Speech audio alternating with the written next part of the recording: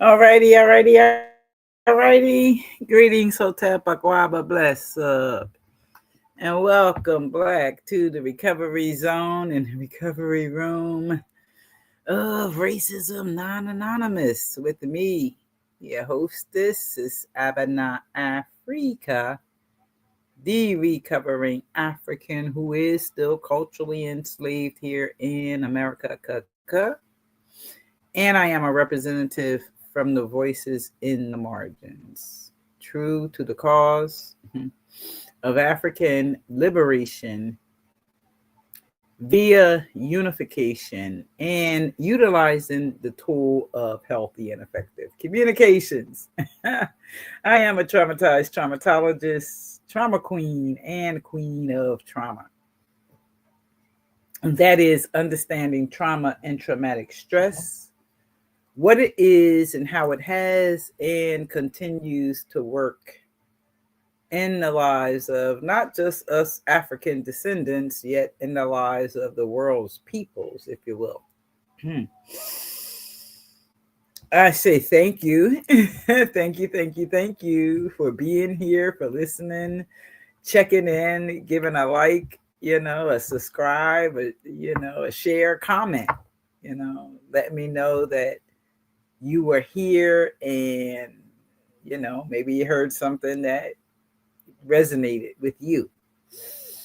Yet I don't suspect there's going to be much of that given tonight because as I am in this process of recovery, I'm kind of now, I don't know if this is recovery, this is just learning. I'm in a process of discovery right now with technology and how to use it for my benefit. Being a baby boomer,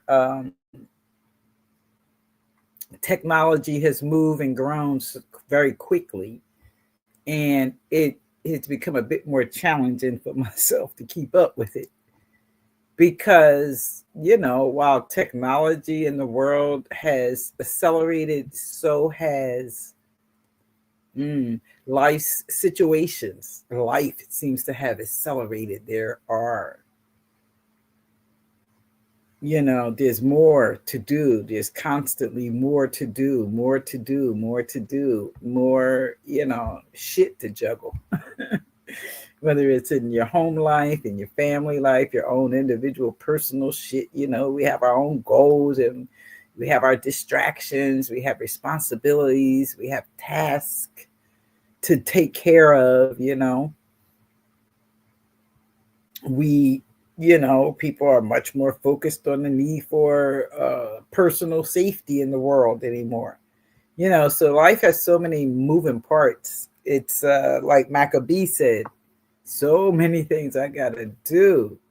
There's so many things for people that we have to do in this life. And, each year, each generation,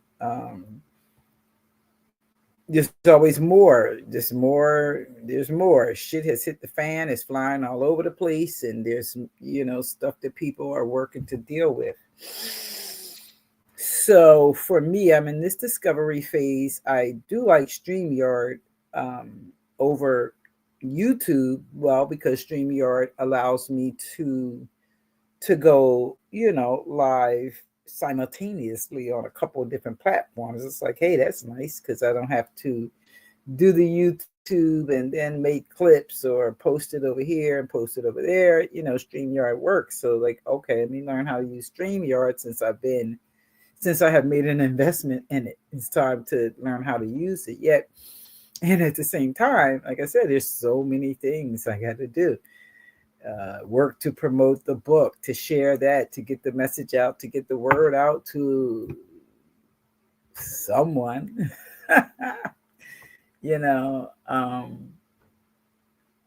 to promote myself, my business,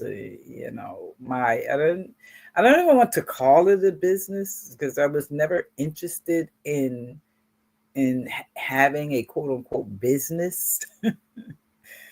That word in and of itself for me I'm a communications coach. So just for the record, this is what happens for me as a communications coach. I pay attention to words. I listen to words. I understand words. Word sound. I also understand word sound has power.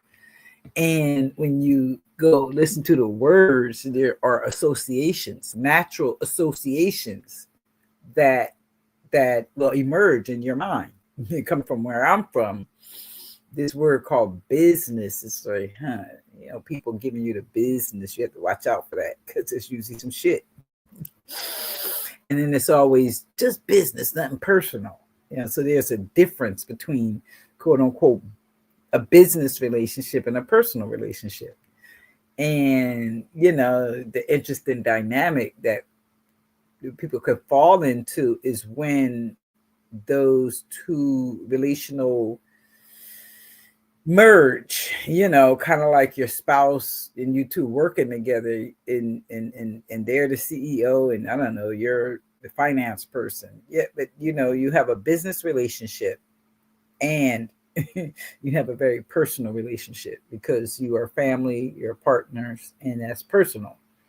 Things that you do in the business world, how you think as a entrepreneur, as a business minded person, is likely to be different with how you behave as a spouse or partner.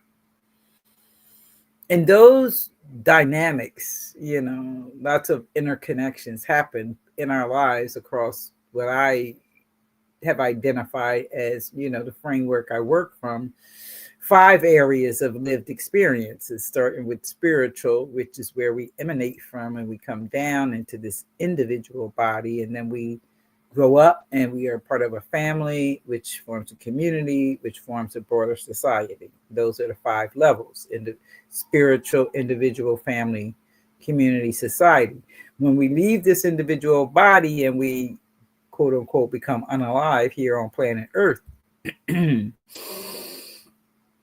the spirit returns to the spiritual realm from which it came. So our individual and spiritual life are always directly and uniquely connected. However, can get confused and pretty convoluted when growing up in family and our community and the broader societal messages. So, it's like in all these different areas of life, there are things, that we work to do. That's the bottom line. And there's so many things to do that,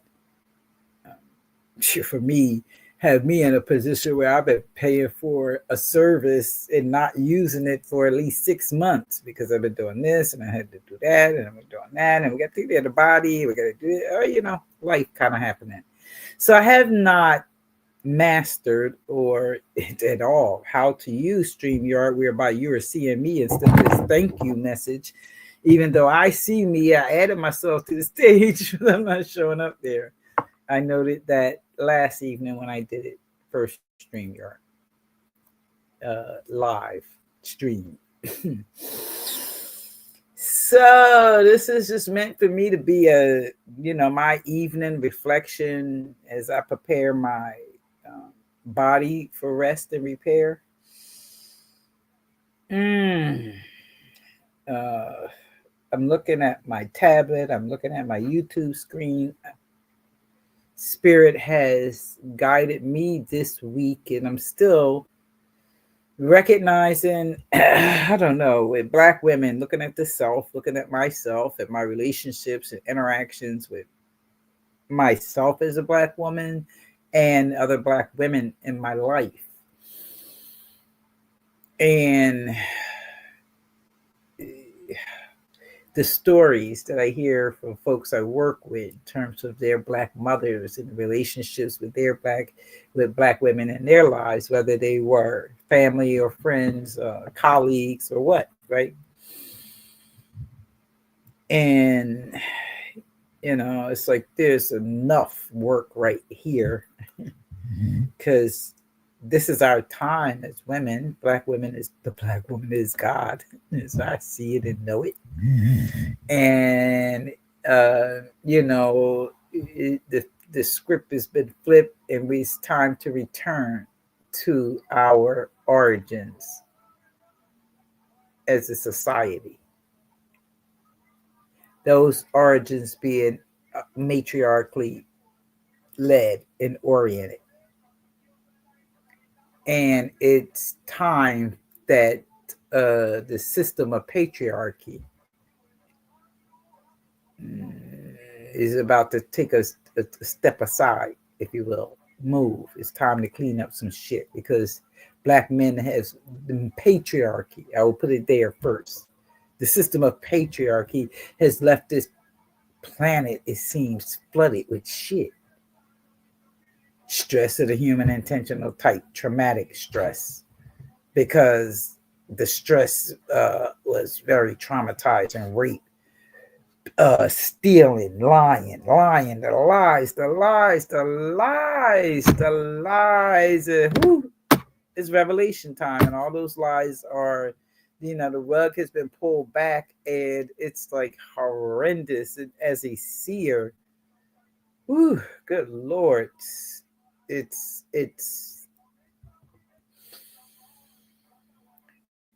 highly disturbing, distressing, and painful, and enraging.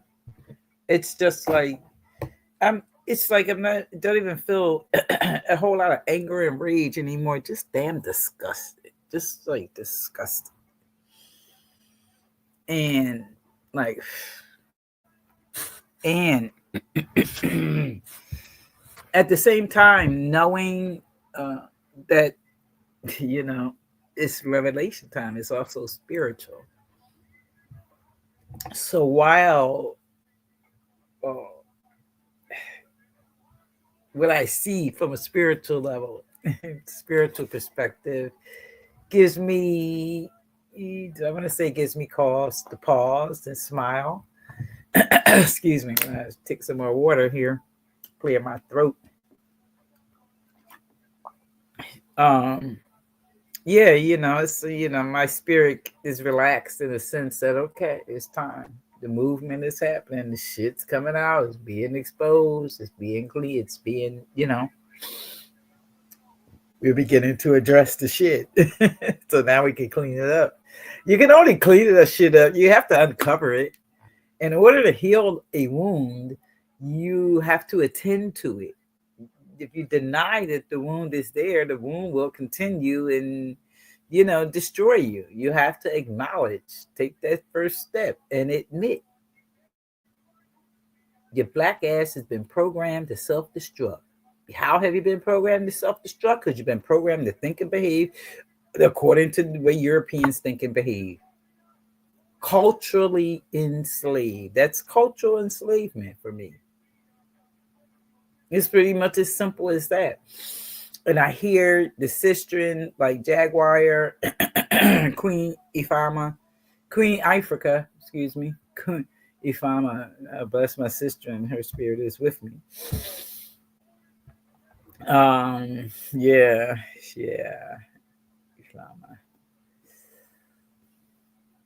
Uh, Queen Africa, um, those sistren who, you know, Ali Carter. I really have her on my heart because I haven't heard from her or seen any videos lately from Ali. And the one thing I last video I really heard, um, she there was some event that was being planned wherever she is out here in the world.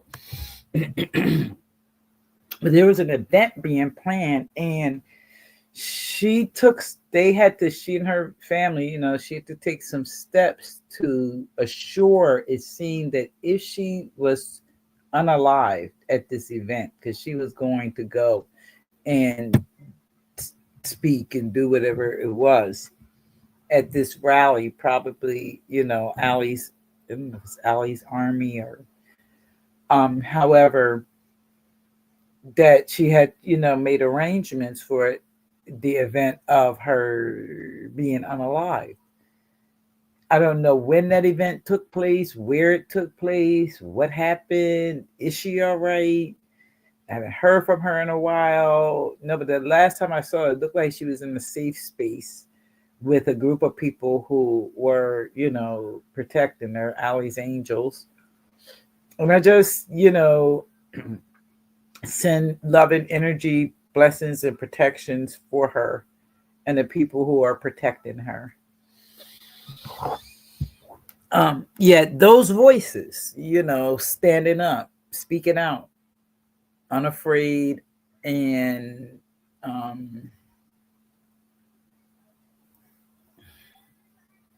that lets me know it's like, yep, it's time to clean it up. It's being pulled out. Let's clean it up. The truth is coming out. Yo, Jay Z, all of them. Jay's, there's one song by I think it's Kabaka Pyramid in I know it's his tune Contraband Part Two. Anyway, in the tune, it asks the question like, "What is going on? How is it that we keep repeating? We keep repeating our ancestry. Like we don't seem to learn from the lessons. We are as a people, we are not fucking learning. Like, like Jay Z, yeah, they would really believe that you can step up into that elite world and that they gonna accept your black ass. To you, you are just a quote unquote nigga. You will always be. And for them, they can't help it. It's like part of their cultural breeding, it seems. It's their inborn, it's their culture, it's them. Just like a part of them that seemingly cannot help it. Unless for those who have learned and who have learned and they have worked to grow and change in their own ways. Like, many of many of our sisters and I see out here who are speaking and telling the truth. They have they have protectors and people who look out them who are Caucasian. That those folks, it's possible. Recovery is possible. I always say that. Recovery is possible. Even for your black ass that's still kind of caught up. Recovery is possible. I listen to Dixon White. Recovery is possible. I have worked with many clients of European, Asian, all kind of, descent. Recovery is possible. And all of us are experiencing the same shit. Racism, racism not anonymous. It is uniquely designed with the African in mind. However, there are many white folks who are interested and have done the work, have established programs and stuff to support their recovery from what the shit they have been taught, recognizing that what they have been taught is a bunch of lies. And we've all been taught a whole shitload of lies. The lies are being exposed, they're being revealed because it's revelation time. And I suppose, like Bob Marley said, we got to fulfill the book. So all this shit is coming up and the shit has hit the fan. It's revelation time. Yeah, part of that Bible say, in revelation time in the end, yeah, people are gonna be hurt. We're gonna get hurt. Hit with the shit that's cut this out. And the folk who are seemingly likely to feel it first or get it first are the folks on the bottom who are already getting stepped on and are being used as pawns in the game. They're being used as pawns in the game and they don't even see that. They're like the balls of shit that's being thrown at us with their shitty behaviors. And now this shit is in the middle of our black ass communities because who is the face of all of this messiness in the industry, entertainment? So what? For black folks in industry, the music, the TV, entertainers and TV stars, everybody that people look up to. You talk show hosts, hey, come on, all of them, and all of them part of that shit. Sold out in that way. Thoroughly infested and infected with European cultural thought and behavior. And for those who have not reached those higher heights, who are still in it, yet they just haven't got to that high height yet.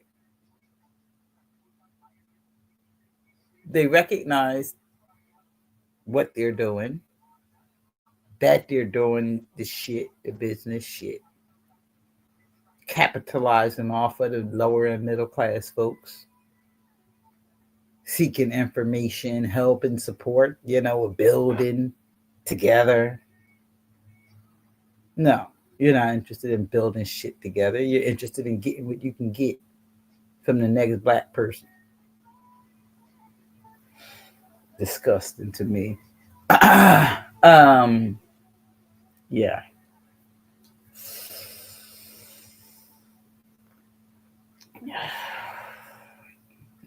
Suppose that's a sign right there. Like, okay, that's that one hit. It's hitting a part of me that's is kind of show stopping. That thought came out of kind of like damn show stopping because like, um, yeah, and yeah, black women. What you're doing, how you're doing, what you're doing. It's time for us to do something different for those of us and those sisters who are on the rise and working to clean this shit up, as opposed to those who like just going along with the flow because this is what it is, and you got your justifications about why you gonna keep doing what you're doing the way you're doing it. Yeah, go and do you. Like Tanya Stevens say, do you. And you do you, I'm gonna do me. And I listen, I learn, I learn, I know that, it's always about a both and dynamic. So while many of those sisters for me has brought a lot of shit, there's also lots of sugar and lots that I have learned from them. Stuff that I, paid for to learn, that I wanted to learn, yet there's much that I learned from those folks and their energy, as well as being able to recognize and see their shit. Yeah. I'm pretty holistic type. I see the whole big picture, not just the shit you present, and that's usually why people stay. Another reason why people stay away from me, because I can see that shit and they know I see it, and then they have a hard time with that. At the same time, I also know, as a traumatized traumatologist, and I came across a video that I posted on one of my Facebook pages where this dude talk about the 13 signs of that you've had a traumatic childhood, or to that something to that extent, traumatic childhood. And one of those things, well, all of them that I heard him say, I stopped listening at about 8 or 9. I shared it because I'm familiar with some of those things, and it's like, yep, hit me right on point. Yep, that's me. Yeah, that may be why I have no friends.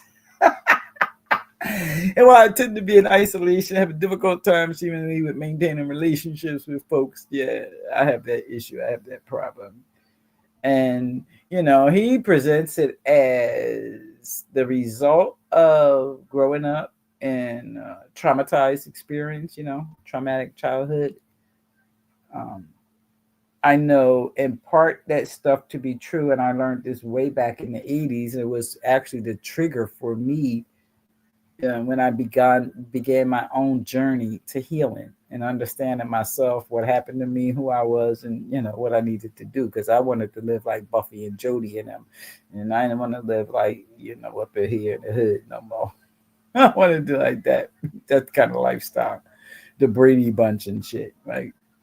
And so that's like, there's another life over there possible. Let me see how to do that. Let me go talk to a therapist and lay down on the couch. I need help. They told me I was crazy, and that's all right. I'm going to get help. And I did learn about myself.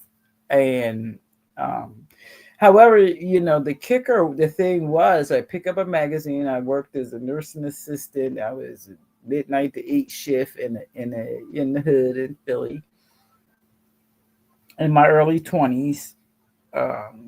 And yeah, my first marriage. Yeah, I came across the magazine article, and I worked in the ER, as a nursing assistant. So all kind of wild shit came to the ER, 2 o'clock, 3 o'clock in the morning when the bars closed.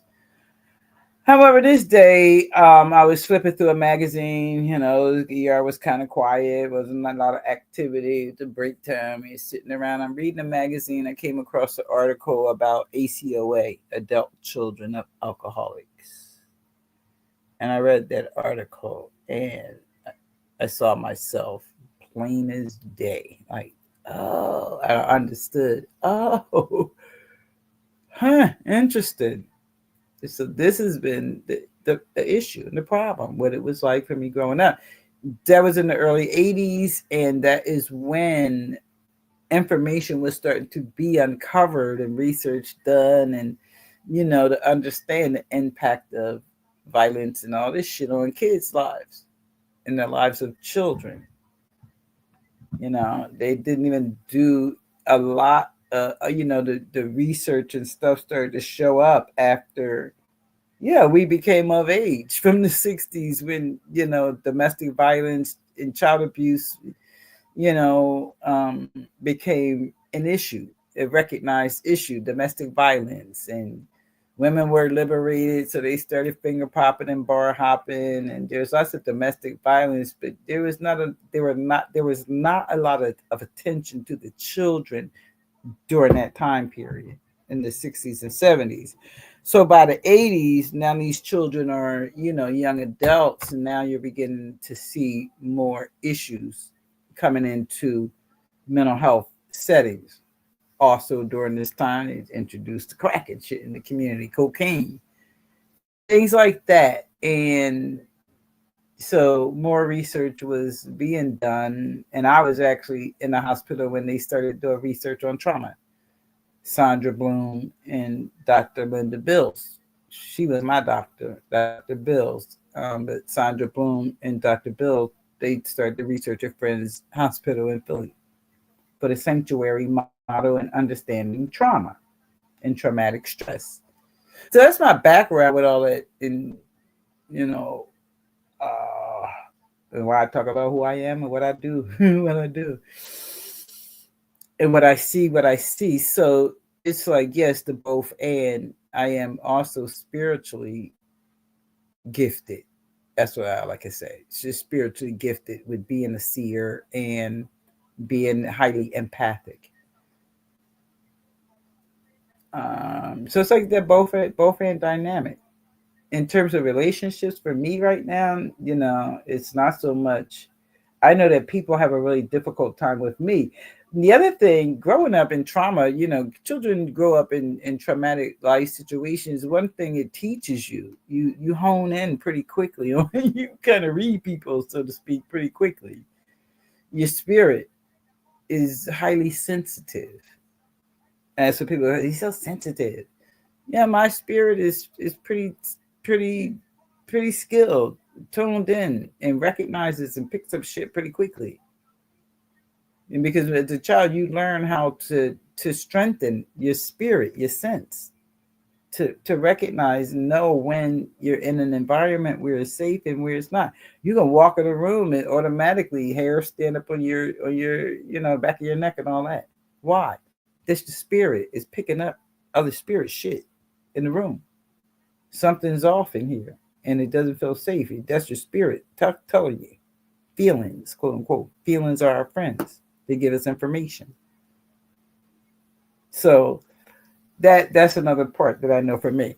So it's long enough, 30 minutes. I mean, I felt pretty cool, pretty comfortable, and I don't think I've seen anybody come in the room, either police, and at any rate, maybe someone's listening, and I just don't see. But at any point, you check me out, check it out.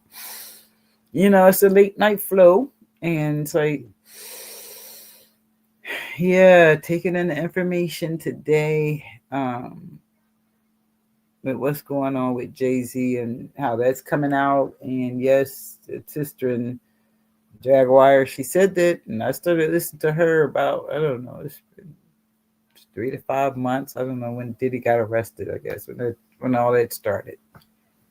And the things that she said is seemingly is coming, it's unfolding. the things that Allie Carter talked about, all of that, and then just learning how, oh good Lord, learning how folk using the internet these days and the foolishness and fuckery that goes on and has been going on, you know. I know from way back, I just didn't have as much information as you all have. Your generation knows about algorithms and shadow banning and how that all that shit works. It's like, oh, that's what happened to me. Mm.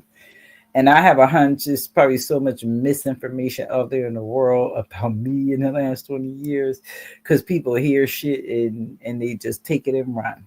Never check it with you at all. At all. And yeah, but at any rate, I thank you for listening to me share. If you have any thoughts, the floor is open. In the rooms of recovery, we share our experience, strength, and hope. We say thank you for listening to me share. We take what we like, we leave the rest. We do not offer suggestions. We just thank the person for sharing. If a person hasn't asked you what you think or what I asked, I'm not asking for anything except for you to share your thoughts, your experiences in this system of racism, white supremacy, how you're dealing with it. I practice what I preach and teach.